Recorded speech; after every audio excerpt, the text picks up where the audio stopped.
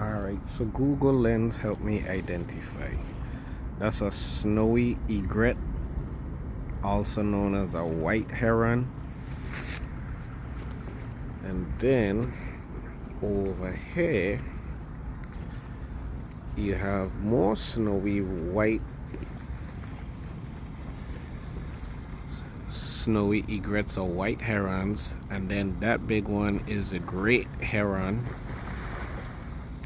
and then that dark colored one is a tricolored heron. Oh, look one here. This Tron. What's up, T-Ron? Tricolored heron.